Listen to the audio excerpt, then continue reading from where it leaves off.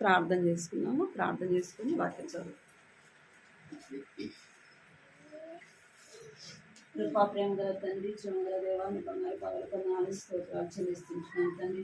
ఉదయకాల సమయంలో ప్రభా ఇంతవరకు కూడా పాటల ద్వారా మేము స్థుతించి కనపరచడానికి, ప్రభా మిమ్మల్ని ఆరాధించడానికి నేను మీకు సహాయపడుతూ వచ్చిన విధానాన్ని బట్టి మీకు నాలుగు స్తోత్రాలు చెల్లిస్తున్నాను తండ్రి. జ్ఞాపకం చేసుకుని ప్రభా కనికరించండి, కృప చూపించండి. యొక్క పరిశుద్ధ లేఖనాల ద్వారా మీరు మాట్లాడమని ప్రార్థిస్తున్నాను తండ్రి. మీరు వాక్యమైన దేవుడు కనుక ప్రభా నీ యొక్క వాక్యం ద్వారా మీరు మాట్లాడండి తండ్రి. సహాయించండి, కనికరించమని నీ సన్నిధిలో ప్రార్థిస్తున్నాం ప్రభా. తండ్రి కనికరించండి. ఇంతవరకు కూడా పాటలతో ప్రభా మీరు స్థుతించి కనపరిచినట్లుగా ప్రభా నాయన తండ్రి మీరు సహాయపడుతూ వచ్చినారు. ఇంకనూ ప్రభా సరైన విధానంలో తండ్రి మా యొక్క స్వరములెత్తి గంభీరంగా ప్రభా పాటలతో స్థుతించినట్లుగా మీరు మాకు సహాయించండి, కనికరించండి ప్రభా. ఇప్పుడు యొక్క పరిశుద్ధ లేఖనాల ద్వారా మీరు మాట్లాడండి ప్రభా. ఇంకా రావాల్సిన వారిని తీసుకురండి తండ్రి. దేవా నిలబడుతున్నాను బలహీనరాలు ప్రభా, మీరు నన్ను కనికరించండి తండ్రి. సహాయించండి. వ్యర్థమైన మాటలు ప్రభా, నా సొంత మాటలు ఏది కూడా పలకకుండా ప్రభా సహాయించి నా నోటిని మీ స్వాధీనం ఉంచుకోండి ప్రభా. మీరు కనికరించండి ప్రభా. నా ఆత్మీయ జీవితానికి ప్రభా నా తండ్రి ఇక్కడ చేరి వచ్చిన మా యొక్క ఆత్మీయ జీవితాలు ప్రభా, మా ఆత్మీయ స్థితిని ఎరిగిన దేవుడు కనుక ప్రభా తండ్రి, మా హృదయాన్ని ఎరిగిన దేవుడు, మా హృదయ అంతరంగం ప్రభా మీరు ఎరిగిన దేవుడు కనుక ప్రభా మీ వాక్యం ద్వారా మాట్లాడండి. ఈ కుటుంబానికి చేరి వచ్చిన మాకు ప్రభా అవసరమైన మాటలు మీరు అనుగ్రహించమని మీరే సహాయపడి మా దృష్టి మా మనస్సు అంతా కూడా ప్రభా మీ వైపు చూడడానికి, మీ మాటలు శ్రద్ధగా వినటానికి సహాయం చేయమని మీకు ఎంతో వందనాలు చెల్లించుకుంటూ ప్రభా నాడు పౌలు వాక్యం చెప్పినప్పుడు ప్రభా హృదయం తెరవబడితే వచ్చింది తండ్రి. అలాగూ ప్రభా మేము ఉండటానికి సహాయం చేయమని మీకు ఎంతో వందనాలు చెల్లిస్తూ యేసు నామములో స్తుతించి ప్రార్థించడానికి వేడుకుంటున్నాం తండ్రి. ఆమేన్.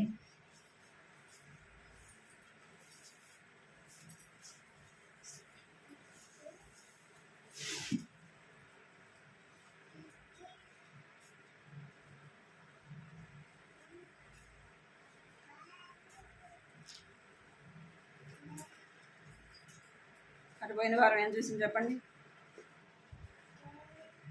సిస్టర్స్ మీటింగ్లో ఏం చూసారు, ఏం విన్నారు చెప్పండి.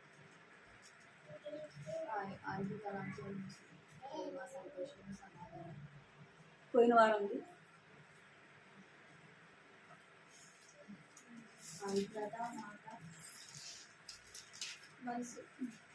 నిన్న వారం జరిగింది అడిగినా నేను. దేవుడు మౌనంగా ఉండి మనం కూడా మౌనంగా ఒకటి. ఇంకోటి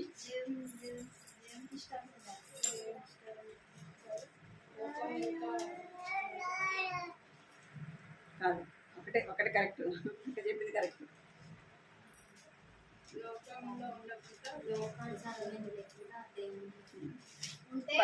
ఎలా ఉండాలా,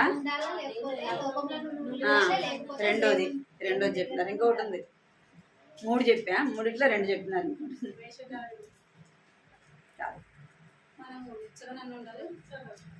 అదంతా ఒక పాయింటే, మీరు చెప్పినంతా కూడా ఒకటే. 3 చెప్పిన 3 మీరు ఇప్పుడు 2 చెప్పినారు. ఒకటి మౌనంగా ఉండాలా, ఒకటి 2 తలంపుల మధ్య ఉండకూడదని చెప్పారు. ఇంకొకటి ఉంది, అది ఒకటే. 2 తలంపులన్నా 2 పడవలన్నా అది ఒకటే మాట. పరిచారకులై ఉండాలి. మొదటిది పరిచారకులై ఉండాలి, రెండోది మౌనులై ఉండాలి, మూడోది 2 తలంపుల మధ్య మనము ఉండకూడదు. నువ్వు ఇప్పుడే గుర్తులేదక్క, ఎప్పుడు అడిగితే ఏం గుర్తుంటుంది అంటారు కదా. అందుకే గుర్తుపెట్టుకోవాలి, దేవుని వాక్యాన్ని గుర్తుపెట్టుకోవాలి. చదువు ఇప్పుడు చూస్తాను. 2 తిమోతి రాసిన పత్రిక, 2 తిమోతి 2వ అధ్యాయము, 2 తిమోతి 2వ అధ్యాయము 22వ వచనం చదవండి. అందరం కలిసి ఈ భాగాన్ని అందరం కలిసి చదువుదాం. తీసిన వాళ్ళు అందరూ కూడా కలిసి చదువుదాం. నీవు యవనేచ్ఛల నుండి పారిపోము, పవిత్ర హృదయులే ప్రభునకు ప్రార్థన చేయవారితో కూడా నీతిని, విశ్వాసమును, ప్రేమను, సమాధానమును వెంటాడము. ఇక్కడ కొన్ని మాటలు రాయబడుతూ వచ్చినాయి. మొదటిదిగా మనం చూస్తే నీవు యవనేచ్ఛల నుండి పారిపోము. నేను ఇక్కడ యవనస్తులం కొంతమంది మేము ఉన్నాం కదా, మేము ముసలిళ్ళం కూడా ఉన్నాం కదా అంటే మన అందరికి కూడా అవసరమైన మాట. పాపం చేయటానికి ఆ చిన్నపిల్లలని కదా, యవనస్తులని, వృద్ధులని ఏమి లేదు కదా, అందరూ చేస్తున్నాం పాపము. ఏం చేస్తున్నాం? అందరం కూడా మనం ఏమైపోతున్నామంటే దారి తొలగిన వారంగా ఉంటున్నాము. అందుకే చెప్పబడుతుంది, ఏం చెప్పబడుతుందంటే నీవు యవనేచ్ఛల నుండి పారిపోము. ఎక్కడి నుండి పారిపోవాలంట? ఎక్కడి నుండి పారిపోవాలంట అంటే పాపానికి దూరముగా పారిపోవాల. దేని నుంచి పారిపోవాలా దేవక? పాపానికి దూరముగా పారిపోవాలి. అది ఏ పాపమైనా సరే కదా, పాపము ఎన్నో విధాలుగా ఉంటుంది. అందుకే హెబ్రీ రాసిన పత్రికలో 12వ అధ్యాయం 1వ వచనం చదవండి, 2వ వచనం. హెబ్రీ రాసిన పత్రిక 12వ అధ్యాయం 1-2 వచనాలు. ఇంత సాక్షి సమూహము మేఘం వలనే మనలను ఆవరించి ఉన్నందున మనము కూడా ఈ భారమును సులువుగా చిక్కులబెట్టు పాపములు విడిచిపెట్టి విశ్వాసమునకు కర్తయు దానిని కొనసాగించు వాడనైన యేసు వైపు చూస్తూ మన ఎదుట ఉంచబడిన పందెంలో ఓపికతో పరిగెత్తుదాము. ఆయన తన ఎదుట ఉంచబడిన ఆనందం కొరకై అవమానమును నిర్లక్ష్య పెట్టి సిలువను సహించి దేవుని సింహాసనం యొక్క కుడిపార్శ్వమునకు ఆసీనుడై ఉన్నారు. చాలు సార్, ఇక్కడ ఒక మాట అంటే ఇంత గొప్ప సాక్షి సమూహము మేఘం వల్లే మనలను ఆవరించున్నందున మనము కూడా ప్రతి భారమును సులువుగా చిక్కులు పెట్టే పాపమును విడిచిపెట్టి ఏం చేయాలంట? సులువుగా చిక్కులు పెట్టే పాపము. అక్కడ ఏమని రాయబడిందంటే నీవు యవనేచ్ఛల నుండి ఏం చేయాలంట? పాపమునకు దూరముగా పారిపోము. ఎవరు పారిపోయారు? యోసేపు దేని నుండి పారిపోయాడంట? పాపము నుండి పారిపోవచ్చు. ఆదికాండము 39వ అధ్యాయము. ఆదికాండం 39వ అధ్యాయం.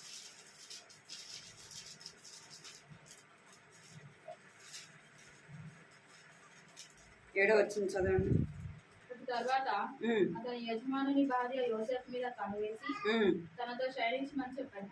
అయితే అతడు ఒప్పక, నా యజమానుడు తనకు కలిగిన దాంట్లో నా చేతికి అప్పగించాను కదా, నా వశమున తన ఇంటిలో ఏమి ఉన్నదో అతడు ఎరుగడు. ఈ ఇంటిలో నాకంటే పైవాడు ఎవడూ లేడు. నీవు అతని భార్యవైనందున నిన్ను తప్ప మరి దేనిని నాకు అప్పగింపక ఉండలేదు. కాబట్టి నేను ఎట్లు ఇంత ఘోరమైన దుష్కార్యము చేసి దేవునికి విరోధంగా పాపం కట్టుకుంటున్నది తన యజమానుని భార్యతో అనేది. దినదినము ఆమె యోసేపుతో మాట్లాడుచుండేను గాని ఆమెతో అప్పుడు ఆమె అతని వస్త్రం పట్టుకుని తనతో శయనింపమని చెప్పగా అతడు తన వస్త్రమును ఆమె చేతిలో విడిచిపెట్టి తప్పించుకొని బయటకు పారిపోయాడు. అతడు తన వస్త్రమును ఆమె చేతిలో విడిచి తప్పించుకొని పోవుట ఆమె చూసినప్పుడు తన ఇంటి మనుషులను పిలిచి చూడుడి. ఇక్కడ యోసేపు ఇక్కడ ఐగుప్తు దేశంలో ఉంటున్నాడు. ఎప్పుడు అంటే తను అన్నలైన వారు ఏం చేస్తూ వచ్చినారు? యోసేపుని అమ్మి వేస్తూ వచ్చినారు. తను యోసేపు చిన్నప్పటి నుంచి కూడా ఎలాంటి స్వభావం ఉంటుంది అంటే తను చెడుని అసహించుకునేవాడు. ఏం చేసేవాడు? చెడుని అసహించుకుంటూ వచ్చాడు. ఎందుకంటే వాళ్ళ అన్నలు ఏ తప్పు చేసినా కూడా ఏం చేసేవాడు? వాళ్ళ నాన్నకు వచ్చి యాకోబుకి వచ్చి చెప్పేవాడు. చిన్నప్పటి నుంచి కూడా ఏం చేసేవాడు అంటే చెడుని అసహించుకుంటూ వచ్చాడు. వారు ఏ తప్పు చేసినా, వారు ఏ పొరపాటు చేసినా ఎవరికి చెప్పేవాడు? వచ్చి వాళ్ళ నాన్నకి చెప్పేవాడు. అందుకే వాళ్ళ అన్నలకి ఎవరి మీద కోపము? యోసేపు మీద కోపం. అదే స్వభావము తన తండ్రి దగ్గర పెరిగిన ఆ యొక్క మంచి నడక యాకోబు యోసేపుని ఎలాగ నడిపించినంటే దైవికంగా పెంచుతూ వచ్చాడు, దైవభక్తిలో పెంచుతూ వచ్చినాడు. అలాగ పెరుగుతూ వచ్చినాడు కనుకని ఇప్పుడు ఎక్కడున్నాడు యోసేపు ఈ సందర్భం జరిగినప్పుడు అంటే ఐగుప్తు దేశంలో ఉన్నాడు. పోతేపరి ఇంటిలో తాను పని చేసేవాడుగా, ఒక పనివాడుగా ఉంటూ వచ్చినాడు. యోసేపు అక్కడ ఉన్నప్పటికీ తను ఎవరికి భయపడుతున్నాడంటే దేవునికి భయపడుతున్నాడు. ఏం చేస్తున్నాడు?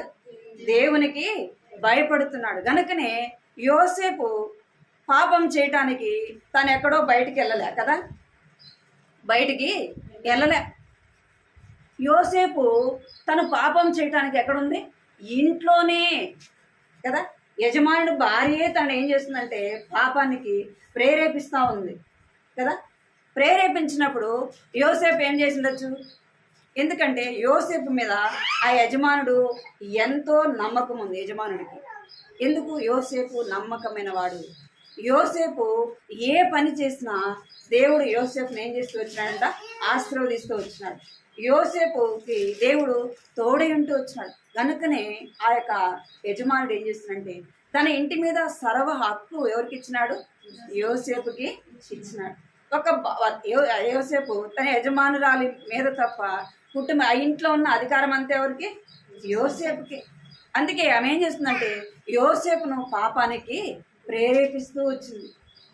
ప్రేరేపించినప్పుడు తను పాపం చేస్తే ఎవరు అడుగుతారు? ఇప్పుడు అందుకే కదా చేస్తున్నారు పాపం కదా. ఇప్పుడు పాపము ఇచ్చలవిడి అయిపోయింది కదా. ముసలిళ్ళని లేదు, పెద్దోళ్ళని లేదు, పిల్లలని కూడా కొంచెము ఒక 15 సంవత్సరాలు ఏజు, అంత ఏజు కూడా అవసరం లేదు ఇప్పుడు. అసలు ఇప్పుడు అంత ఏజు కూడా పాపం చేయడానికి. ఎందుకంటే కొన్ని చోట్ల బలవంతంగా జరుగుతుంది. కొంతమంది వాళ్ళే ఏం చేస్తున్నారు? వాళ్ళే ఏం చేస్తున్నారు? పాపం చేస్తున్నారు పిల్లలైన వారు. ఎందుకంటే దైవికమైన భయము లేదు. అందుకే ఇష్టానుసారంగా ఏం చేస్తున్నారంటే పాపములో జీవిస్తున్నారు. ఇక్కడ యోసేపు ఏం చేస్తున్నాడంట? యజమాని భార్య తనను బలవంతముగా చేసినప్పటికీ ఏమంటున్నాడు? ఇంత గొప్ప పాపము, ఇంత ఘోరమైన పాపం నేను చేసి దేవునికి విరోధముగా నేను ఎలాగ జీవించగలను కదా. అందుకే ఏం చేస్తున్నాడంటే తను ఆ పాపం నుండి దూరంగా ఏం చేస్తూ వచ్చినాడు? పారిపోతూ వచ్చినాడు. పాపానికి దూరంగా పారిపోయినప్పుడు అనేకమైన శ్రమలు యోసేపు పొందుతూ వచ్చాడు. యోసేపు భార్య ఏం చేస్తుంది?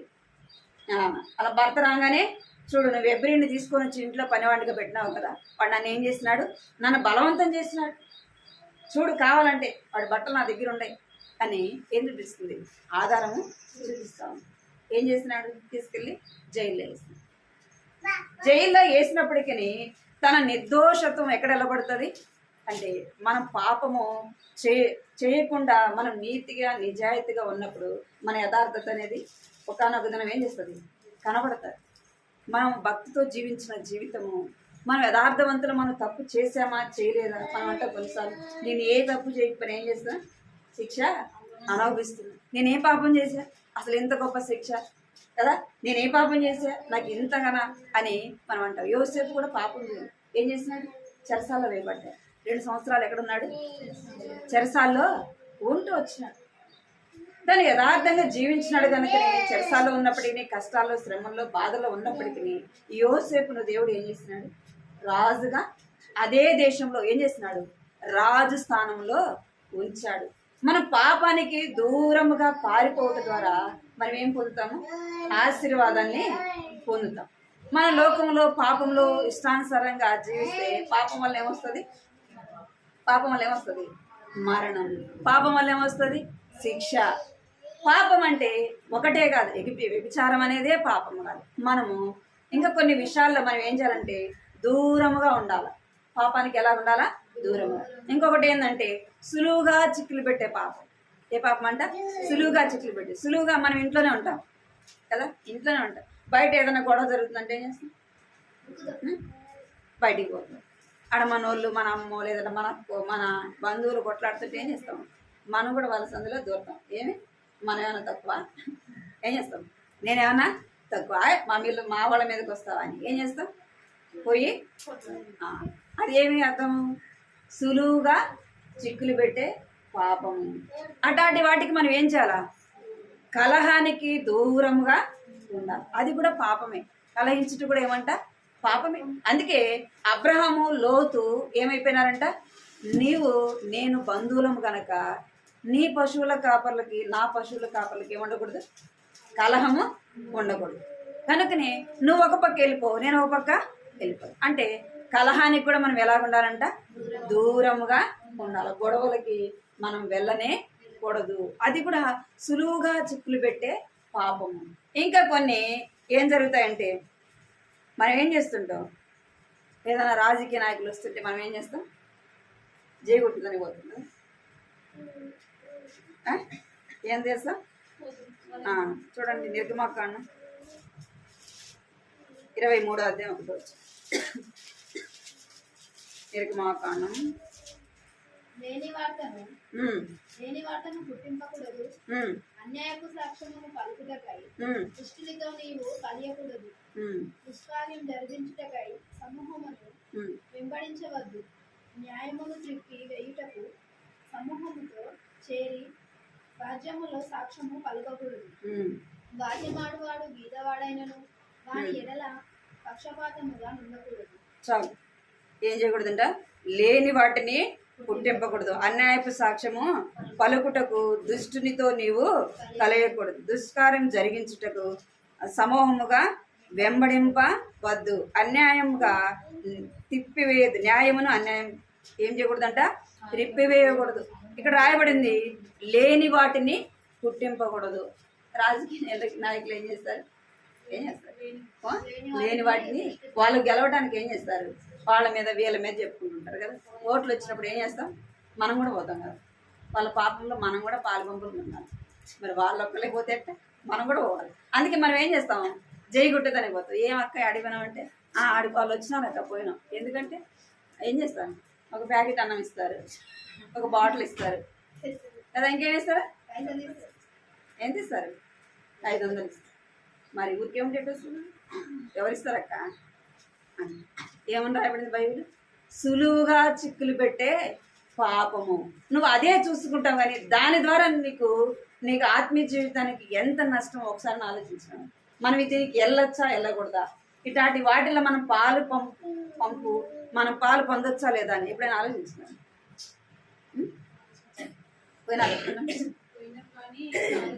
ఆలోచించిన అడిగిపోతే మనం ఏం చెప్పాలి? అబద్ధాలు చెప్పాలి.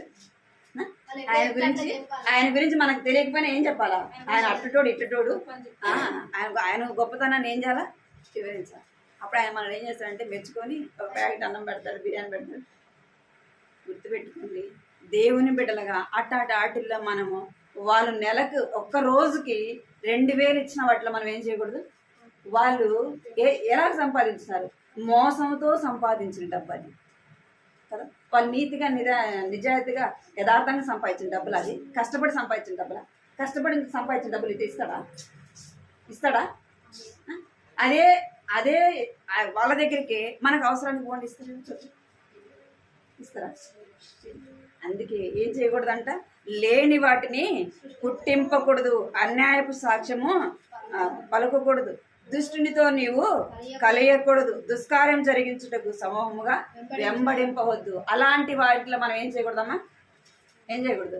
పాలు పబ్బులు కూర్చోకూడదు. వాళ్ళు 1000 రూపాయలు ఇచ్చినా మనకొద్దు. దేవుడు ఏం చేస్తాడు? నేను ఆ యొక్క దీన స్థితిని చూసి ఏదో విధముగా మనం అవసరతలో ఉంటే, మనం అక్కర్లో ఉంటే ఎవరికి తెలుసు? మనం తిన్నామో తెలియదు ఎవరికి తెలుసు? మనం బయట వాళ్ళకి చెప్తేనే తెలుస్తుంది. నేను ఇప్పుడు తిన్నానా లేదా ఎవరికి తెలుసు? చెప్పండి. నీకు తెలుసు? ఎవరికన్నా? మరి ఎవరికి తెలుసు? దేవుడు తెలుసు. నా ఇంట్లో ఏముండాయో లేవో ఎవరికి తెలుసు? దేవుడు తెలుసు. కాబట్టి దేవుని బిడ్డలుగా మన యొక్క అవసరత, మన యొక్క అక్కర ఎవరికి తెలుసు అంటే దేవునికి తెలుసు. నువ్వు యథార్థంగా ఉన్నప్పుడు, నువ్వు దైవికమైన భయం కలిగి ఉన్నప్పుడు, ఇది పాపము సొమ్ము, ఇది నాకు వద్దు, దేవుడు నాకు ఏదో విధంగా సహాయం చేస్తాడండి. దేవుడు ఏం చేస్తాడు? ఏదో విధంగా నీ కుటుంబంలో అవసరతగా ఉన్నది, అక్కరగా ఉన్నవి ఏం చేస్తాడు? దేవుడు ఏదో విధంగా చేస్తాడు. అందుకే సారేపతి విధవరాలు దేవుడు ఏం చేస్తున్నాడు? ఆమెకు భర్త లేడు, ఎవరు లేరు. ఎవరు పోషించినారు? దేవుడే పోషించినాడు కదా. ఎంతో మంది కరువుతో చచ్చిపోతే ఆమె మాత్రం బ్రతికింది. ఆమె మాత్రమే దేవుడు కరువు తీరేంత వరకు కూడా పోషించినాడు. అర్థమైందా? అందుకే మనం ఏం చేయాలంట? పాపము నుండి దూరముగా పారిపోయే వరంగా ఉండవు. అబద్ధ సాక్ష్యము మనం ఏదైనా చెప్పమన్నప్పుడు, పలకమన్నప్పుడు మనం ఏం చేయకూడదు. నువ్వు ఇది పలికితే, నువ్వు ఇది చెప్పినావు అనుకో, నీకు అంత డబ్బులు ఇస్తా, ఇంత డబ్బులు ఇస్తా. కొన్ని సార్లు మనం ఏం చేస్తామంటే, మన బంధువులు కదా, మన వాళ్ళు కదా అని మనం ఏం చేస్తుంటాం? అబద్ధ సాక్ష్యము చెప్తాం. కానీ అలాగ చెప్పచ్చా? బైబిల్ ఏం చెప్తుంది?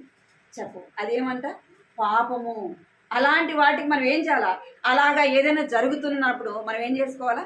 జ్ఞానముగా తప్పించుకోవాలి. ఏం చేయాలంటే జ్ఞానముగా ఏదైనా గొడవ జరుగుతుంది, మనం వాళ్ళ మధ్యలోకి పోకుండా మనం ఏం చేయాలి?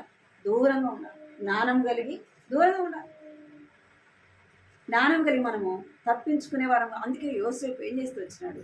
పాపానికి దూరంగా పారిపోతూ వచ్చినాడు. నీవు నేను కూడా పాపానికి ఏం చేయాలంట? దూరముగా పారిపోయే వారముగా ఉండాలా. 1 కొరింథీ 6:18.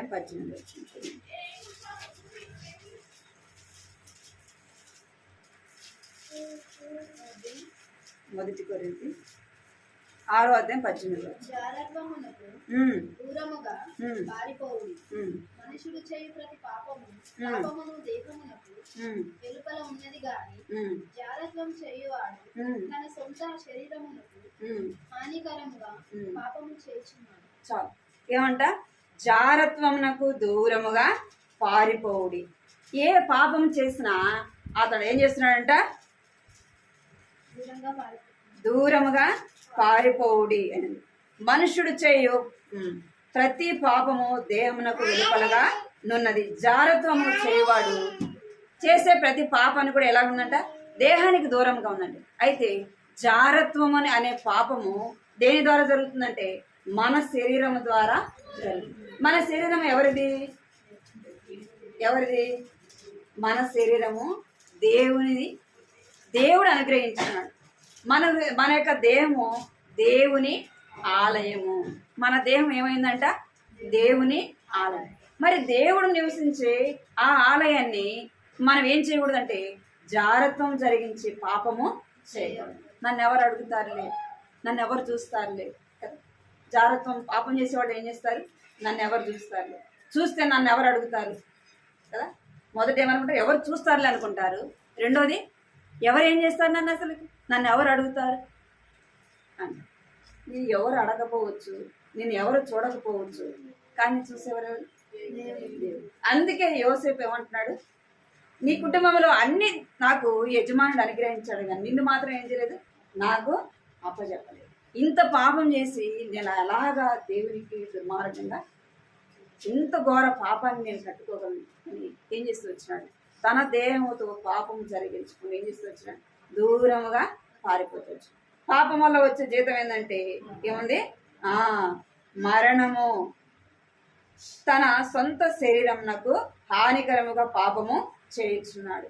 మన శరీరముతో చేసే పాపము ఏమంట? మన శరీరానికి హానికరమైనది, అవమానకరమైనది. ఏ పాపమైనా చేసి తల ఎత్తుకుని తిరగొచ్చేమో కానీ ఒక జారత్వం చేసి ఏం చేయలేదు, తల ఎత్తుకొని దొంగతనం చేసినానండి ఏమంటారు? వాడు మాట్లాడేమో లేదు, పాప ఏ అవసరం ఉండి చేసేయడం అంటారు. వ్యభిచారం చేసినావు అంటారా? ఎప్పుడు కూడా నువ్వు ఎన్ని రోజులున్నా సరే ఆ మాటను ఏం చేస్తారు? గుర్తు చేస్తానే ఉంటారు అనుకుంటారు. దావీదుని గురించి చెప్పబడింది. దావీదు ఎలాంటి వాడంటే దేవునికి హృదయానుసారుడు. అయితే ఒక్క తప్పు చేసిన తప్పుని పదే పదే ఏం చేస్తారు? దావీదు బెత్షెబా విషయంలో పాపం చేసినప్పుడు అదే పాపాన్ని ఏం చేస్తారు? గుర్తు చేసుకుంటానే వాక్యం చెప్పినప్పుడు కొన్నిసార్లు ఆ వచనాన్ని ఏం చేస్తారు? ఎత్తి చూపిస్తారు. మంచి కంటే కూడా చెడే ఏమవుతుంది? ఎక్కువ ప్రభావం చూపిస్తారు. అందుకే మనం ఏం చేయాలంటే పాపానికి దూరముగా పారిపోయే వారముగా ఉండాలా. చూడండి, ఆదికాండం 19వ అధ్యాయం. ఆదికాండం 19వ 20వ వచనం చూడండి. ఇదిగో పారిపోవుటకు ఈ ఊరు సమీపంలో ఉన్నది. అది చిన్నది నన్ను అక్కడికి తప్పించుకొని పోనిమ్ము. అది చిన్నది కదా, నేను బ్రతుకుతున్నానని చెప్పినప్పుడు ఆయన, ఇదిగో నీవు చెప్పిన ఈ ఊరు నాశనం చేయును, ఈ విషయంలో ఈ మనవి అంగీకరించుతుంది. చాలు. ఇక్కడ దేవుడు దేవదూతల ద్వారా ఎవరితో మాట్లాడుతూ వచ్చినాడంటే లోతుతో మాట్లాడుతూ వచ్చినాడు. ఎందుకు? ఆ ఊరు సొదొమ గుమొర్రా ఎలాగుందంటే పాపంతో నింపబడింది. చిన్నలు మొదలుకొని పెద్దలు అందరూ కూడా ఏమైనారంట? పాపము, ఇష్టానుసారమైన పాపము, విచ్చలవిడి పాపము.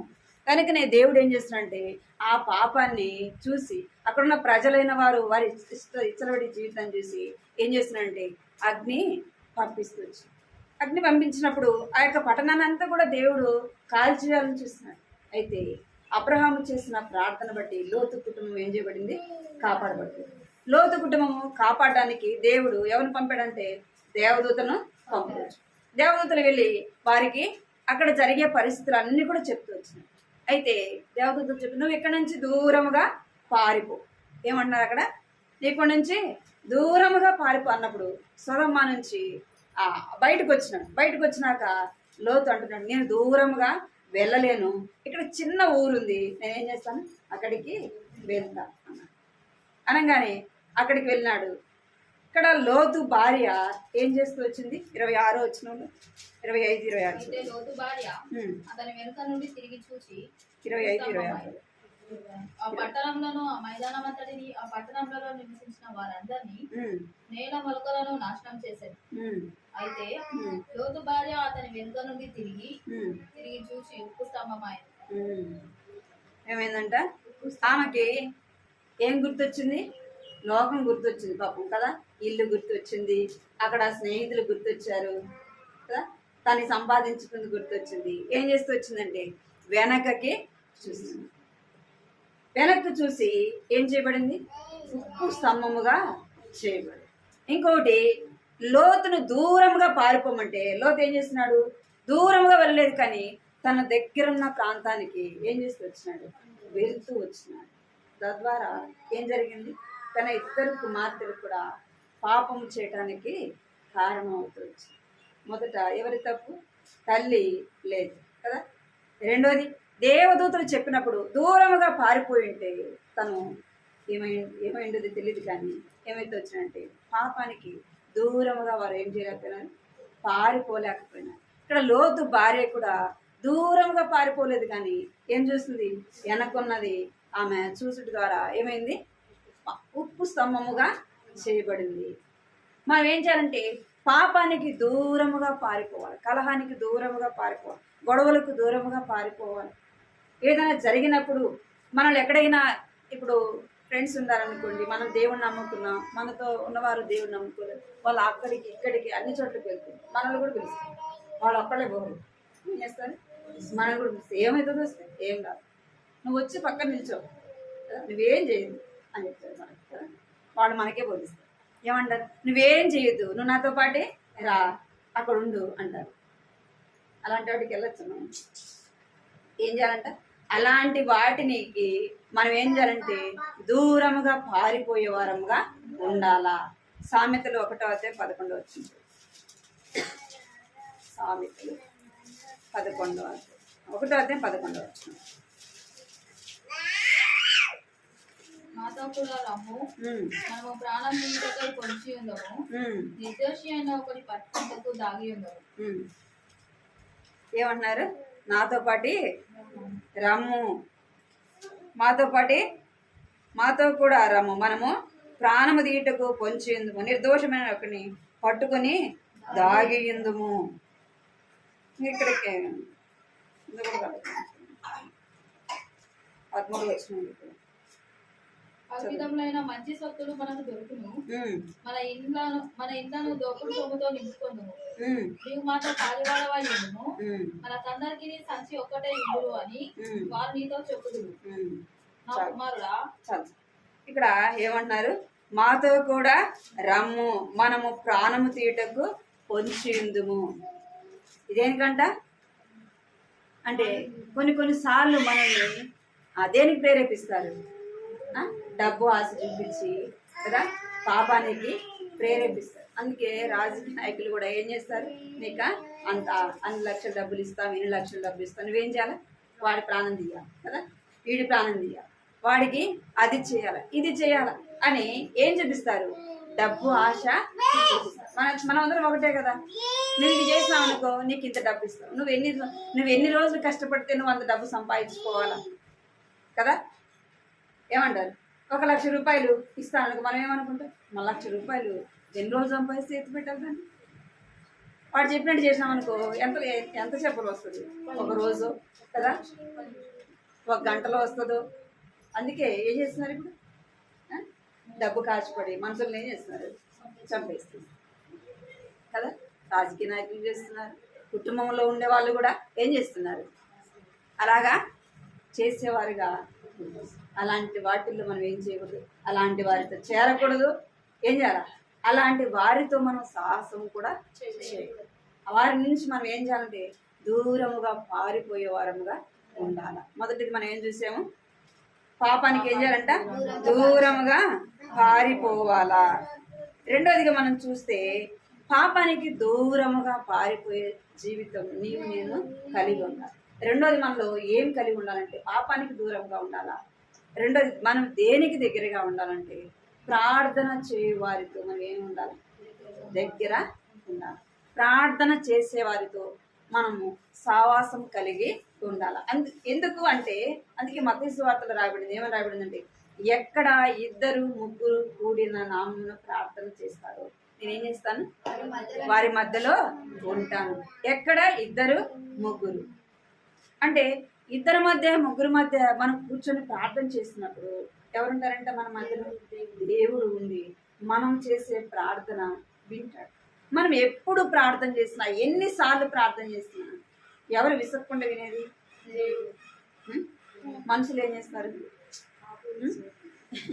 ఒకసారి 2 సార్లు చెప్పారు, ఎన్నిసార్లు చెప్తావు అసలుకి కదా. వాళ్ళు వస్తున్నారంటేనే మనం ఏం చేస్తాం? బాగా వస్తుంది, ఏం చేస్తుంది? ఒకటే మాట్లాడుతుంటుంది అని ఏం చేస్తారంటే మనం అక్కడ వస్తున్నామని విసుక్కుంటారు. అయితే మనము ప్రార్థన చేయడానికి వచ్చినప్పుడు నువ్వు ఎన్నిసార్లు వచ్చినా అన్నిసార్లు నీ ప్రార్థన వినటానికి దేవుడు ఏం చేస్తాడు? వేచి ఉంటాడు. ఎప్పుడు నా బిడ్డ వస్తుందా నా దగ్గరికి, ఎప్పుడు వచ్చి ప్రార్థన చేస్తాడు, ఏ అవసరతతో వస్తుందా అని దేవుడు ఏం చేస్తాడంటాడు? చూస్తూ ఉంటాడు. చూడండి, అపోస్తుల కార్యము 16వ అధ్యాయం 13వ వచనం చూడండి. విశ్రాంతి దినమున గవిని దాటి నదీ తీరమున ప్రార్థన జరుగుననుకొని అక్కడికి వచ్చి కూర్చుని కూడి వచ్చిన స్త్రీలతో మాట్లాడుతున్నాడు. ఇక్కడ ఏమంట? విశ్రాంతి దినమున గవిని దాటి తీరమున ప్రార్థన జరుగునని అక్కడికి వచ్చి కూర్చుండిరి, స్త్రీలతో మాట్లాడుచు. అక్కడ చూడండి 14వ వచనం చూడండి. అప్పుడు లూది అయినను దైవభక్తి గల యొక్క స్త్రీ నిల్చుండెను. ఆమె ఊదారంగు పొడిని పట్టణస్థురాలు. ప్రభువు ఆమె హృదయమును తెరిచెను గనుక పౌలు చెప్పిన మాటల చాలు. ఇక్కడ విశ్రాంతి దినమున గవిని తీరమున అక్కడ ఏం జరుగుతుందంట? ప్రార్థన జరుగుతుందని తెలిసి ఏం చేస్తూ వచ్చారంటే అనేకులు కూడి వచ్చినారు. అంటే మనం ఎక్కడికి కూడి రావాలా?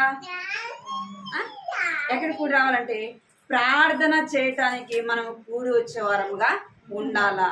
ప్రార్థన ఎక్కడ జరుగుతుందో అక్కడికి మనము వెళ్ళే వారముగా ఉండాలి. ఎక్కడ ఈరోజు ప్రార్థన జరుగుతుంది కదా, ఏ ఇంట్లో ప్రార్థన జరుగుతుందని మనం ఏం చేయాలంట?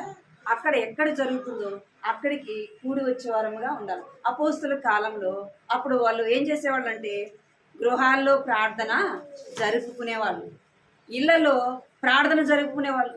అక్కడికి ఏం చేసేవాళ్ళంటే ఎవరైతే దేవుని బిడ్డలైన వారుగా ఉంటారో వారందరూ కూడా ఏం చేసి వచ్చారంటే ఆ గృహంలోకి చేరి వచ్చి వారితో కూడా ప్రార్థన చేసేవారు.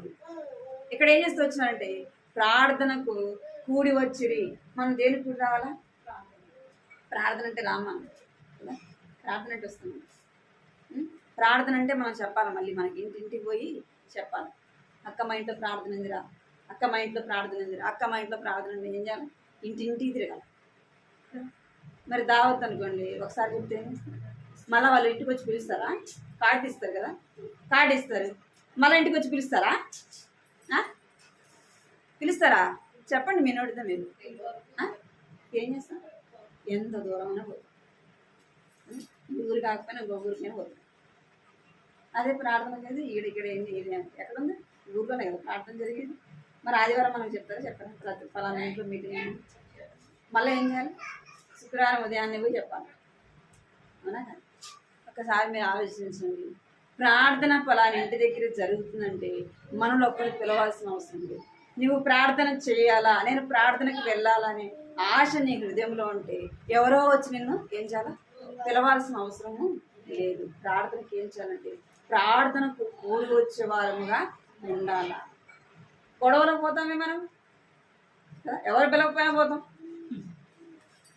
అలాంటి వాటికి మనం దూరంగా ఉండాలా ప్రార్థనకి మనల్ని ఎవరు పిలవకపోయినా మనం ఏం చేయాలంటే అక్కడ ప్రార్థన జరుగుతుంది అంటే మనం ఏం చేయాలి కూడి వచ్చే వారముగా ఉండాలి చూడండి అపోస్తుల కార్యం 12వ అధ్యాయంలో 12వ వచ్చింది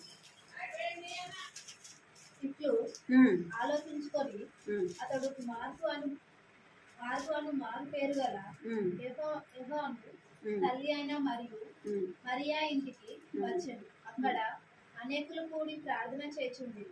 చాలు ఏం చేస్తున్నారంట అనేకులు కూడి ఏం చేస్తున్నారు ప్రార్థన చేస్తున్నారు మనం ఏం చేస్తాం ఒకరు ఉంటే ఎవరైనా మన సోపతో ఒకరు ఉన్నారనుకోండి ఏం చేస్తాం మాట్లాడుతుంటాం ఊర్లో ఉన్న అన్నీ చెప్పుకుంటాం ఏం చేస్తాం సునీతక్క ఏం లేదా ఏం చేస్తాం ఒకరు మనకు సోప దొరికితే ఏం చేస్తాం ఈ లాస్ట్ నుంచి ఆ లాస్ట్కి పోతాం ఆ లాస్ట్ నుంచి లాస్ట్కి వస్తాం కదా ఆ ఎక్కడంట ఈ ఎక్కడంట ఆ పిల్ల అడ్డంట ఈ పిల్ల ఎట్టంట ఏం చేద్దాం చెప్పుకుంటాం ఏం పని లేదు కదా మనకి భయం కూడా లేదు కదా నోరు కూడా నొప్పి రాదు ఏం చేస్తాం ఇవన్నీ మాట్లాడతాం అంటే ఇక్కడ వీళ్ళు ఏం చేస్తున్నారు చెప్పండి అందరు కూడా కూడి వచ్చి ప్రార్థన చేసి మనం కూడా ఒకరున్నా ఇద్దరున్నా ఏం చేయాలి ప్రార్థన చేయాలి ఎక్కడ ఇద్దరు ముగ్గురు మనం ఇద్దరము దేవుని బిడ్డలమైన మనం ఇద్దరు కూర్చున్నప్పుడు మన మధ్యలో ఎవరుంటారు దేవుడు నువ్వు ఏం మాట్లాడుతున్నావో ఎవరు వింటారు దేవుడు వింటాడు అందుకే అమ్మాయి గ్రామం నుంచి ఇద్దరు వెళ్తా ఉంటే వాళ్ళిద్దరంట యేసు ప్రభుని సిలువ వేసింది అవన్నీ మాట్లాడుకుంటా వెళ్తున్నారండి వారి మధ్యలో వారి వెనకాల ఎవరు వస్తున్నారు చెప్పండి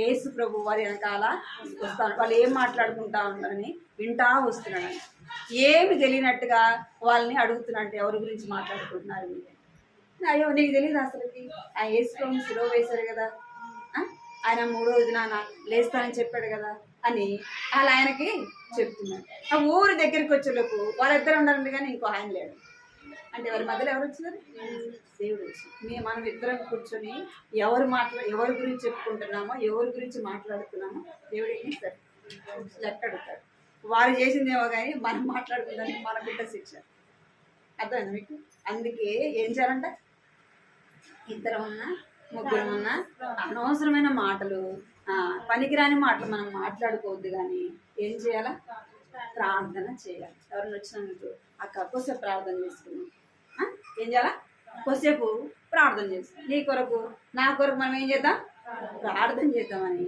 ఏం చేయాలంట ప్రార్థన చేయాలా ఇక్కడ ఏం చేస్తూ వచ్చారంటే ప్రార్థన చేసి ఎవరి కొరకు ప్రార్థన చేస్తారంటే పేతురు కొరకు ప్రార్థన చేస్తారు పేతురు ఏ పరిస్థితిలో ఉన్నాడంటే చెరసాల్లో ఉన్నాడు అంటే కష్టంలో ఉన్నాడు బాధలో ఉన్నాడు కదా వారు ప్రార్థన చేయటం ద్వారా ఇక్కడ పిల్లలు కూడా ఏం చేస్తూ వచ్చారంట ప్రార్థనకి వచ్చారు రోజు అనే చిన్నది కూడా బయట ఆడుకోవచ్చు కదా బయట ఆడుకోవచ్చు కదా ఏం చేస్తుంది వాళ్ళ అమ్మ వాళ్ళ నాన్న వాళ్ళందరూ వచ్చారేమో వాళ్ళలో కూడా ఏం చేస్తుంది ప్రార్థనకి వచ్చింది వారు ప్రార్థన చేయటం ద్వారా ఎవరు వచ్చారు చెరసాల నుంచి పేతురు చెరసాల నుంచి విడిపించబడుతూ వచ్చినాడు అర్థమైందా మనం కూడా ఏం చేయాలంటే ప్రార్థన చేసే వారముగా ఉండాలా ప్రార్థన చేసే గుంపులో మనం ఉండాలా చూడండి అపోస్తుల కార్యం 16వ అధ్యాయం 24-25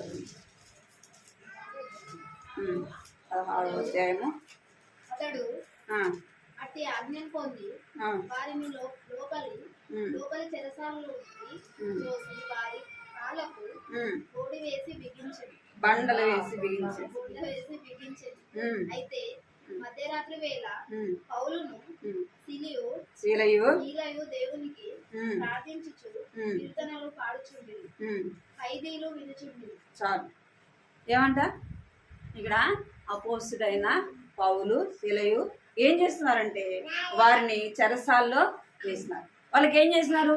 చేతులకు సంఖ్యలు వేసినారు. ఇక్కడ చూడాలి, చేతులకి సంఖ్యలు వేసినారు. కాళ్ళకి ఏం చేశారంట? బండలేసి బిగించినారు. వాళ్ళు ఏం చేయాలి చెప్పండి? అట్లాంటి పరిస్థితులు ఏం చేయాలి? కూర్చొని ఆడసాలి కదా. మనమైతే ఏం చేస్తాం? అంత శ్రమ రావాల్సిన అవసరం లేదు. మనం ఏదైనా ఒక్క కొంచెం బాధ కలిగితే నోట్లో నుంచి మాట రాదు, ప్రార్థన రాదు, పాట రాదు, ఏం రాదు. ఏమొస్తుందంటే ఆగకుండా వస్తుంటాయి. ఏంటి అవి ట్యాంక్ పాపం ఫుల్ అయి ఉంటాయి, అవి వస్తూనే ఉంటాయి. వాటికి ఇంకేం ఉండదు కదా, అవి కారుతానే ఉంటాయి. ఇంకా ఎందుకు పనికి రాకుండా కారుతుంటాయి. కన్నీళ్ళకు కూడా విలువ ఉంది. కన్నీళ్ళు కార్చేదానికి కూడా దేని కొరకు కార్చాలి? ఆత్మల రక్షణ కొరకే కార్చాలి. మన యొక్క బిడ్డల కొరకే కన్నీటిని కార్చినప్పుడు దేవుడు ఏం చేస్తాడంట? వాటిని ఎత్తి పెడతాడు, ఆ కన్నీటికి విలువ కడతాడు. ఇక్కడ పౌలును శీలను కూడా ఏం చేస్తూ వచ్చారంటే చెరసాలు వేస్తున్నారు, చేతులకు సంఖ్యలు వేస్తున్నారు, కాళ్ళకు బండలేసి బిగించినారు. అట్టాటి పరిస్థితుల్లో కూడా ఏం చేస్తున్నారంట? ఖైదీలందరూ కూర్చొని ఉన్నారు. ఖైదీలందరూ కూడా ఉంటే ఏం చేస్తారంటే పాటలు పాడుతున్నారండి. వాళ్ళు ఏం చేస్తారంటే ఇదేంది, ఇంత కష్టంలో ఇంత బాధలో ఏం చేస్తున్నారు వీళ్ళు? పాటలు పాడి స్తుతిస్తున్నారేంది. ఇంకా ఏం చేస్తున్నారంటే ప్రార్థన చేస్తున్నారంట. వాళ్ళందరూ ఆశ్చర్యంగా వింటాను.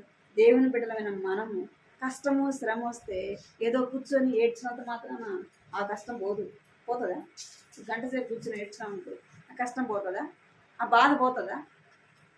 పోదు. అది ఇంకా ఎక్కువ అవుతుంది. కానీ మనం ఏడ్చడం ద్వారా ఇంకా ఎక్కువ అవుతుంది. కానీ దానివల్ల ప్రయోజనము ఉండనే ఉంది. ఎక్కడ ఏడ్చాలా? దేవుని సన్నిధికి వచ్చి మనం కన్నీటితో ప్రార్థన చేస్తే దేవుడు ఏం చేస్తాడు? ఆ కన్నీటి ప్రార్థన బట్టి ఏమవుతాము? ఆ శ్రమలో నుంచి మనం విడిపించబడతాం, ఆ కష్టంలో నుంచి మనం విడిపించబడతాం. అర్థమైంది? మరి ఏం చేయాలంటే మొదట మనం పాపానికి దూరముగా పారిపోయే వారంగా ఉండాలి. రెండోది ఏం చేయాలంట? ప్రార్థన గుంపు, ప్రార్థన ఎక్కడ జరుగుతుందో అక్కడికి మనం వచ్చి ప్రార్థన చేయాలి. ఏదో కష్టము బాధ వచ్చింది, ఏం పోతా ఉండే ఈరోజు ప్రార్థనకి, నా మనసు బాగలేదు కదా, ఏమంట ఏమొక్క ప్రార్థనకి అంటే నా మనసు అసలు ఏం బాగలేదు అక్క అని. ఏం ఎందుకు బాగలేదంటే ఏదో ఒకటి చెప్తాను కదా. మరి నీ మనసు బాగలేదు, నువ్వు ఇంటికాడ ఉంటే నీ మనసు బాగుంటుందా? ఏమన్నా ఉంటుందా? నీ మనసు ఎప్పుడు బాగుంటుంది? నీ మనసు అంటే నీ మనసు బాగలేనప్పుడే దేవుని సన్నిధిలో కూర్చొని ప్రార్థన చేస్తే నీ హృదయాన్ని దేవుని సన్నిధిలో కుమ్మరిస్తే దేవుడు ఏం చేస్తాడు? నీ హృదయంలో ఉన్న భారాన్ని బాధని ఏం చేస్తాడు? తీసివేస్తాడు. అందుకే పౌలు శీలలు ఏం చేస్తూ వచ్చారట? ప్రార్థన చేశారు. వారు ప్రార్థన చేస్తే ఏమి జరిగింది చదవండి కింద 26వ వచనం. అప్పుడు అకస్మాత్తుగా మహాభూకంపం కలిగింది. చెరసాల పునాదులు అదిరెను, వెంటనే తలుపులన్నీ తెరుచుకునేను, అందరి బంధకములు ఊడెను. అంతలో చెరసాల నాయకుడు మేలుకొని చెరసాల తలుపులన్నీ తెరిచి ఉండుట చూసి ఖైదీలు పారిపోయారు అనుకుని కత్తి దూసి నన్ను తాను చంపుకొనబోయాడు. చాలు. ఇక్కడ ఏం జరిగిందంటే వారి కష్టంలో బాధలో ప్రార్థన చేస్తే ఏం జరిగిందంట?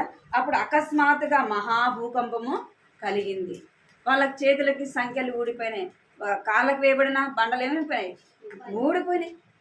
అంటే వారు ఆ కష్టంలో ఏం చేస్తాంలే ప్రార్థన, మనమున్న పరిస్థితులు బట్టి ఏం చేస్తాంలే అని వాళ్ళు గమ్మకుంటే ఏమైంది? ఆడ అద్భుతం జరిగేదా? జరిగేది కాదు. వారుకున్న కష్టంలోనే ప్రార్థన చేస్తే ఏం జరిగింది? దేవుడు ఏం రప్పించినాడు? భూకంపాన్ని రప్పించినాడు. ఇంకేం జరిగింది? చెరసాల పునాదులు ఏమైపోతున్నాయంట? కదిలిపోయినాయి. ఇక్కడ చెరసాల పునాదులు కదులుతూ వచ్చినాయి. వెంటనే ఏం జరిగిందంటే తలుపులన్నీ కూడా తెరుచుకున్నాయి, అందరూ బంధకములు ఊడిపోయాను. అంతలో చెరసాల నాయకుడు మేలుకొని ఆ యొక్క భూకంపం రాగానే, ఆ చెరసాల పునాదులు కలగంగానే చెరసాల నాయకుడికి ఏమొచ్చింది? మెలకు వచ్చింది. మెలకు వచ్చి చూసేలోపు అమ్మో ఇంకేముంది, ఖైదీలందరూ కూడా పారిపోయారు. ఇప్పుడు నాకేం పడుతుంది? శిక్ష పడుతుంది. వాళ్ళు పారిపోయినారా? వారు ఏ తప్పు చేయలేదు, ఎందుకు పారిపోతారు కదా? వారు ఏ తప్పు చేయలేదు కాబట్టి ఎందుకు పారిపోతారు? వాళ్ళు పారిపోకుండా చేస్తున్నట్టు చెప్తున్నాడు పౌలు. అంటున్నాడు నువ్వు ఏ హాని కూడా చేసుకోవాల్సిన అవసరము లేదు. ఖైదీలందరూ కూడా ఇక్కడే ఉంటారు. ఎలా చెప్పగలిగినాడు అంటే దేవుణ్ణి బట్టి ధైర్యం కదా. దేవుడు మమ్మల్ని ఏం చేస్తాడు? ఈ కష్టంలో నుంచి మమ్మల్ని రక్షిస్తాడు, మమ్మల్ని విడిపిస్తాడు, మాకు సహాయము చేస్తాడు. మేము ఏ తప్పు చేపినప్పుడు ఎందుకు పారిపోవాలా? ఏం చేస్తున్నాడు? శ్రమ రాగానే ప్రార్థన చేస్తున్నాడు. మనం కూడా దేంట్లో ఉండాలంటే ప్రార్థన చేసే గుంపులో నీవు నేను ఉండాలి. ఎక్కడ ప్రార్థన జరిగినా మనం ఏం చేయాలి?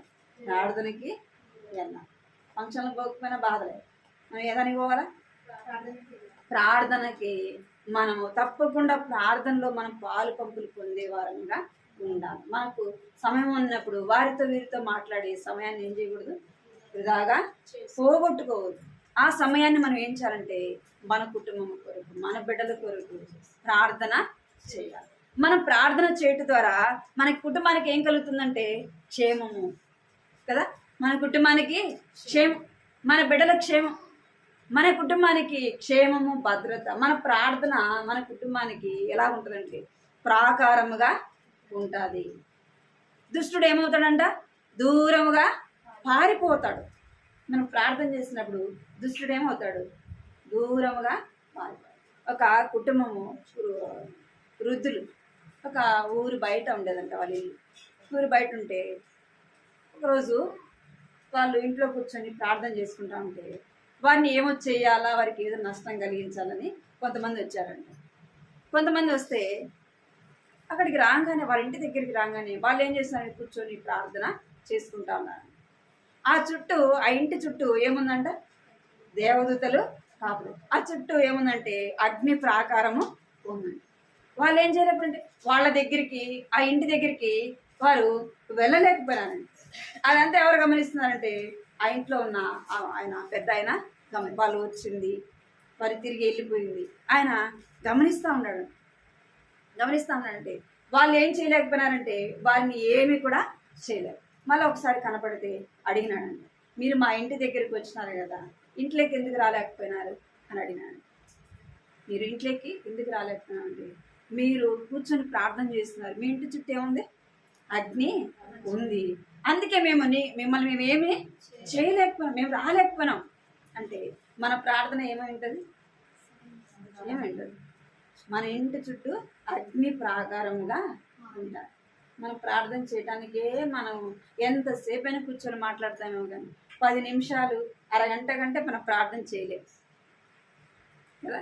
ఏమవుతుందంటే ఇంకెక్కడ లేని ఇంక మనకు బాధ వేసుకుంటుంది. ఎంతోసేపు నుంచి ప్రార్థన చేసినట్టు ఏమైపోతాం? పగలంతా పని చేస్తే అలసిపోతాం కదా. ఒక 10 నిమిషాలు ప్రార్థన చేయండి.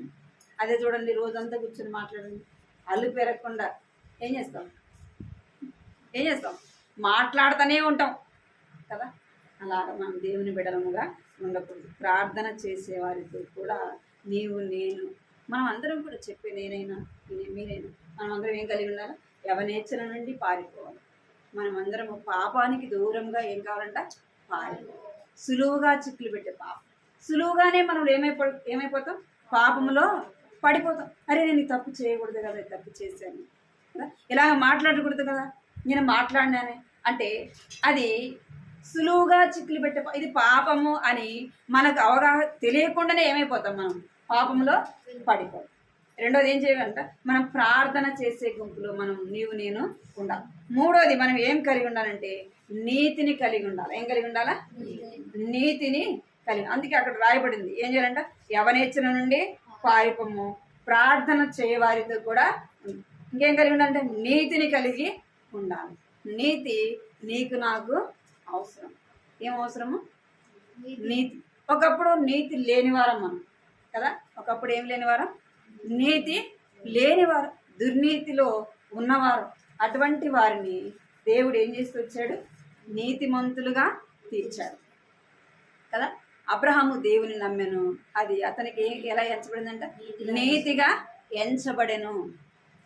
నోవాహును గురించి దేవుడు చెప్తాడు, ఈ తరము వారిలో నీవే నీతిమంతుడవు కదా.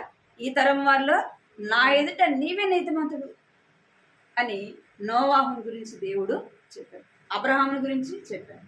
మనము నీతి లేని మరణను దేవుడు ఏం చేస్తూ వచ్చినాడు? నీతిమంతులుగా తీర్చినాడు. నీతిమంతులుగా తీర్చబడిన మనము ఏం చేయాలా? నీతిగా, భక్తిగా ఎవరి కొరకు జీవించాలా? దేవుని కొరకు నీతిగా జీవించాలి. మన నీతి మనల్ని ఏం చేస్తుందంటే కాపాడుతుంది. మన నీతి మనల్ని ఏం చేస్తుందంటే కాపాడుతుంది. సామెతలు 11వ అధ్యాయం 4వ వచనం. 11. బద్ధకముగా ఉగ్రత దినమందు ఆస్తి అక్కరకు రాదు, నీతి మరణం నుండి రక్షించు. చాలు. ఏమంట? ఉగ్రత దినము ఆస్తి ఏం చేయదంట, మనకు పని చేయదు. మనం ఎంత ఆస్తి ఉన్నా, ఎంత డబ్బు ఉన్నా ఒకనొక సమయం పని చేయదు కదా. ఆ డబ్బు మనల్ని ఏం చేయలేదు, రక్షించలేదు. ఆ డబ్బు మనల్ని కాపాడలేదు. ఆ డబ్బు మనకి ఏమివ్వలేదంటే నెమ్మది ఇవ్వలేదు. ఇక్కడ రాయబడింది నీతి ఏం చేస్తుందంట, మరణం నుండి రక్షిస్తుంది. డబ్బు నిన్ను రక్షించలేదు, కానీ నీ నీతి నిన్ను ఏం చేస్తుంది, రక్షిస్తుంది.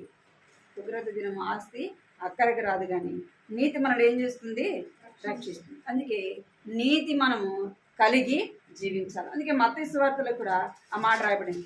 ఎవరి నీతి కంటే మనం ఉండాలంటే మత్తయి సువార్త 5వ అధ్యాయం 20 వచ్చింది చూడండి.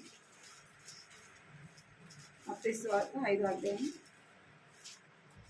శాస్త్రుల నీతి కంటేను పరిసయ్యుల నీతి కంటేను మీ నీతి అధికము కాని ఎడల మీరు పరలోక రాజ్యంలో ప్రవేశింపనేరని మీతో చెప్తున్నాను. చాలు. ఎంత? శాస్త్రుల నీతి కంటేను పరిచయుల నీతి కంటేను మీ నీతి అధికము కాని ఎడల. శాస్త్రులు పరిచయులు వారు చాలా నిష్టగా ఉంటారు. ఎట్లా ఉంటారంట, చాలా నిష్టగా ఉంటారు. ధర్మశాస్త్రాన్ని అంతా పాటిస్తారు. వాళ్ళు ఏం చేస్తారు, ధర్మశాస్త్రం అంతా కూడా పాటిస్తారు. ప్రతిదీ కూడా వారు నీతిగా జరిగిస్తారు. మనము వారి నీతి కంటే మన నీతి ఎలా ఉండాలంట, అధికముగా ఉండాలి. వారు పాత నిబంధన వారు పాటిస్తారు, శాస్త్రులు పరిచయం. మనం కొత్త నిబంధనలో యేసుప్రభు మనకు ఇచ్చిన వాటిని మనం ఏం చేస్తాం, పాటిస్తాం. ఎందుకంటే పాత నిబంధన అనేకమైనవి నిబంధనలతో రాయబడుతూ వచ్చింది. ఎవరైనా కొట్టారంటే వాడికి ఏం చేయాలంటే ఒకటి మనల్ని ఏదైనా హాని చేస్తే అదే హాని వాడికి మళ్ళా చేయాలి. అదే కొత్త నిబంధనలు ఏం చెప్పబడింది, నిన్ను ఎవరైనా ఒక చెంప మీద కొడితే నువ్వేం చేయాలా, 2వ చెంపని ఇవ్వాలి. ఎవరైనా నిన్ను ఏదైనా అంటే నువ్వేం చేయాలా, సహించాలి కదా. నీ శత్రువుల్ని ప్రేమించాల అని కొత్త నిబంధనలో చెప్పబడుతుంది. పాత నిబంధన అంతా కూడా యేసు ప్రభు నీ కొరకు నా కొరకు ఆయన ఏం చేసినాడు, పాత నిబంధన అంతా కూడా నెరవేర్చినాడు. అందుకే మన నీతి ఎలా ఉండాలంట, శాస్త్రం నీతి కంటే పరిచయ నీతి కంటే మన నీతి ఎలా ఉండాలా, అధికముగా ఉండాలంట. మరి వారు చేసిన దానికంటే మనం ఇంకా ఎలా ఉండాలా, ఇంకా ఎంతో భక్తిగా ఉండాలా. మనం ఇంకా ఎలా ఉండాలంట, ఇంకా ఎంతో భక్తి ఉండాలి, ఎంతో భయం కలిగి ఉండాలి. మనం మాట్లాడే మాట కావచ్చు, మన నడక కావచ్చు, మన ప్రవర్తన కావచ్చు, అన్నీ కూడా ఎలా ఉండాలంట, దైవికమైన భయము కలిగి ఎలా ఉండాలా, నీతిగా జీవించాలి. నీతిగా మనము నడుచుకోవాలి. వారి నీతి కంటే మన నీతి ఎంతో ఇక మనము చూడాలి. చూడండి, సామెతలు 12వ అధ్యాయం 13 వచ్చింది. 12వ అధ్యాయం 13 వచ్చింది. పెదవుల వలని దోషము అపాయకరమైన ఉరి, నీతిమంతుడు ఆపదను తప్పించుకున్నాడు.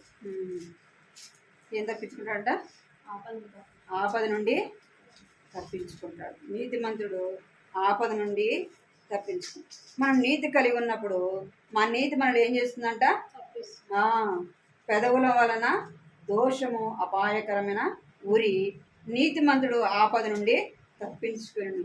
నీతిమంతుడికి అనేకమైన ఆపదలు సంభవిస్తాయి. నీతిమంతుడు 7 సార్లు పడినను ఏం చేస్తాడంట, తిరిగి లేస్తాడు. ఎందుకు అంటే తన నీతిని బట్టి, దేని బట్టి, తన నీతిని బట్టి తను లేస్తాడు. ఇక్కడ నీతిమంతుడు ఏం చేస్తాడంట, 10వ వచనం కూడా చూడండి. నీతిమంతుడు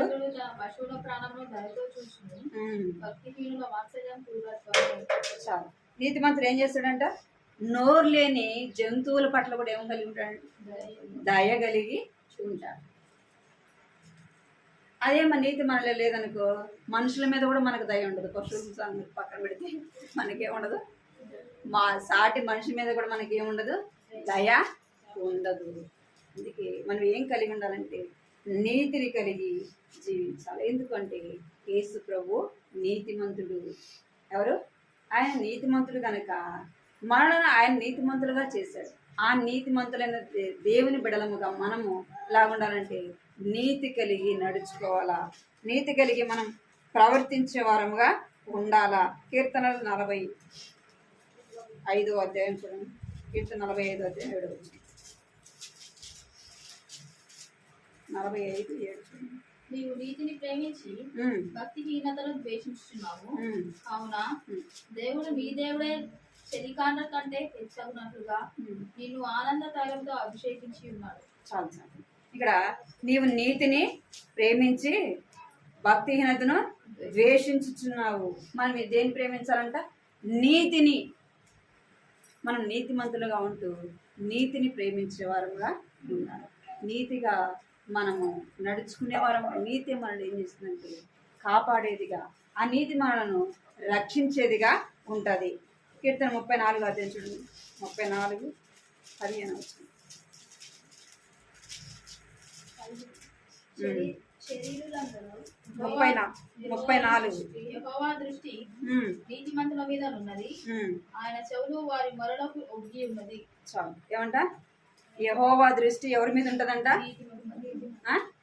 మనం ఎలా పడితే అలాగ జీవిస్తే ఆయన దృష్టి మన మీద ఉండదు. అందుకే అక్కడ చెప్పబడుతుంది యెహోవా దృష్టి నీతిమంతుల మీద ఉన్నది, ఆయన చెవులు వారు మొరపెట్టినప్పుడు ఎలా ఉంటుందంట? ఆయన చెవులు మన ప్రార్థన వింటాడు. ఆయన చెవి యొగ్గి వింటాడు. కొన్నిసార్లు మనం ఎవరైనా ఏదైనా చెప్తుంటే వింటూ ఉంటాం, కానీ విని విన్నట్టుగా ఉంటాం. ఎందుకంటే వినకపోతే వాళ్ళు ఏమైనా బాధపడతారు. ఏం చేస్తాం? విని విన్నట్టుగా ఉంటాం. అయితే దేవుడు అలాగుండడు. మనం నీతిమంతులుగా ఉంటే ఆయన ఏం చేస్తాడంట? మన ఆయన దృష్టి మన మీద ఉండి మనం నీతిగా నడుచుకుంటే ఆయన దృష్టి మన మీద ఉంటుంది. మనం ప్రార్థన చేస్తే ఆయన చెవి యొగ్గి ఏం చేస్తాడంట? మన ప్రార్థన వింటాడు. 19వ వచనం చూడండి. 19వ వచనం 34. నీతిమంతునికి కలుగు ఆపదలు అనేకములు, వాటి అన్నిటిలో నుండి యెహోవా వానిని విడిపించును. చాలు. ఏమంట? నీతిమంతునికి కలుగు ఆపదలు అనేకములు. నీతిగా ఉంటే ఏమొస్తాయి? నీతిగా ఉంటే పని చేస్తాం. మనం పనికి వెళ్ళినా, సమాజంలో తిరిగినా, మనం నీతిగా యథార్థంగా ఉన్నామనుకో పని చేయము కదా. మోసం చేస్తేనే పని చేస్తాం. నీతిగా ఉంటే పని చేయము. కానీ బైబిల్ అయితే ఏం చెప్తుంది? నీతిగా ఉండాలి. నీతి మంత్రికి ఏం కలుగుతుందంట? అనేకమైన ఆపదలు. ఎందుకు? మనం అన్యాయం చేయము కాబట్టి ఏమొస్తాయి? అందుకే యోసేపు కూడా నీతిగా ఉంటూ వచ్చినాడు కాబట్టి ఏమొచ్చినాయి? అనేకమైన ఆపదలు, కష్టాలు కదా. చెరసాలు ఏం పాపం చేయకపోయినా ఏం చేస్తున్నారు? చెరసాలు ఎంతో బాధ వేదన అనుభవించినారు. అయితే రాయబడింది ఏమని కిందది? వాటన్నిటిలో నుండి యెహోవాని విడిపించును. ఎవరిని విడిపించినాడు? యోసేపు నీతిగా ఉంటూ వచ్చినాడు కాబట్టి తనకు అనేకమైన ఆపదలు వచ్చినప్పటికీ దేవుడు ఏం చేస్తూ వచ్చినాడు? యోసేపుని వాటి అన్నిటిలో నుండి విడిపించుకుంటూ వచ్చి తగిన సమయం వచ్చినప్పుడు యోసేపుని ఏం చేసినాడు? దేవుడు రాజుగా చేసినాడు, విడిపిస్తూ వచ్చినాడు. యోసేపు చేసిన ప్రార్థన దేవుడు ఏం చేస్తున్నాడు? చెవి యొగ్గి వింటూ వచ్చినాడు. యోసేపుకి ఒక్కడికేనా మన ప్రార్థన దేవుడు వినడా? వింటడే వినడా? మరి మన ప్రార్థన దేవుడు వినాలంటే ఏం చేయాలి? ఈ 3 లక్షణాలు మనం కలిగి ఉండాలి. మొదటిదిగా మనము లోకానికి, పాపానికి దూరంగా పారాలి. రెండోది ఏం చేయాలా? ఎన్ని పనులున్నా, పరిస్థితులు ఎన్ని ఉన్నా మనం ఏం చేయాలా? ప్రార్థన చేయాలి. ప్రార్థన ఎక్కడుంటే అక్కడికి రావాలి. మనకున్న సమయాన్ని ఎక్కడ కూడా సమయాన్ని ఏం చేయకూడదు? పోగొట్టుకోదు. ప్రార్థన మన ఇంట్లో అయినా మనం ఒక్కళ్ళం ఉన్నాం, పని అయిపోయింది, ఏం చేయాలా? బైబిల్ చదువుకొని బిడ్డలు స్కూల్కి వెళ్ళినారు కదా, భర్త ఏం చేసినాడు? పనికి వెళ్ళినాడు. మన బాధ్యత ఏం చేయాలి? ఏ ఎక్క వస్తుందా, ఏ ఎక్క మాట్లాడుతుందా కదా, అలాగుండదు. అలాగ మన సమయాన్ని ఏం చేయకూడదు? పోగొట్టుకోవద్దు. మన బిడ్డల కొరకు మనం ఎందుకంటే లోకంలో భద్రత లేని దినాలు కనుక మనం ఏం చేయాలంటే మన బిడ్డల కొరకే ప్రార్థించాలి. పనికి వెళ్ళిన భర్త కొరకే క్షేమంగా ఇంటికి రావాలంటే మనం బయటికి వెళ్తాం, క్షేమంగా ఇంటికి వస్తామా? అన్ని సమయాలు మనయే ఉంటాయా? ఒకరోజు మనం క్షేమంగా వచ్చిన అన్నీ మనయే ఉంటాయా? నేను నా పిల్లోడు చెప్తున్నా, పిల్లోడు గురించి చెప్తున్నాను. ఎన్నోసార్లు యాక్సిడెంట్ అయింది, బ్రతికినాడు. ఈసారి ఏమైనాడు? తను అనుకుని ఉంటాడా నేను చనిపోతానని కదా? అంటే ఏం చేయాలి? మనము దేవుని బిడ్డలుగా మనం ఏం చేయాలంటే సమయం దొరికినప్పుడు బిడ్డల కొరకే ప్రార్థించాలి, భర్త కొరకే ప్రార్థన, కుటుంబం కొరకే ప్రార్థన చేసి మన ప్రార్థన ఏం చేస్తుందంటే మన బిడ్డలను కాపాడుతుంది, మన భర్తను కాపాడుతుంది, మన కుటుంబాన్ని కూడా కాపాడుతుంది. దుష్టుడు ఏ విధముగా కూడా మన మీద పని చేయకుండా దేవుడు ఏం చేస్తాడు? కాపాడు. అలాగా మూడోది మనం ఏం చూస్తూ వచ్చినాం? నీతిని అనుసరించి నడుచుకోవాలి. ఏ విషయంలో కూడా కష్టం ఎలాంటిదైనా కానీ, శ్రమ ఎలాంటిదైనా కానీ మనం ఏం చేయకూడదు? నీతిని తప్పిపోకూడదు, నీతిని విడిచిపెట్టకూడదు. ఈ ఈ మాట మాట్లాడితే ఈ కష్టం మన నుంచి దూరం అవుతుంది అనుకోవచ్చు. ఇది మనం యథార్థంగా ఉంటే ఏమొస్తాయి? కష్టాలు. అది నీతి తప్పించి మనం మాట్లాడితే ఆ శ్రమ నుంచి మనం ఏం చేయబడతాం? తప్పించబడతాం. కానీ ఆ విధంగా మనం జీవించడం ద్వారా ఒకనొక దిన మనం ఏం పొందుతాం? మనకే నష్టం. మనం ఎలాంటి శ్రమ అయినా నీతి మందులకి అనేకమైన శ్రమలు వస్తాయి, కానీ వాటిన్నిటిని దేవుడు ఏం చేస్తాడంటే తప్పించేవాడుగా, విడిపించేవాడు దేవుడే. కనుక ఈ 3 విషయాల్లో మనం దేవుడు ఆ విధంగా సిద్ధపరిచినట్టుగా ప్రార్థన చేస్తాం.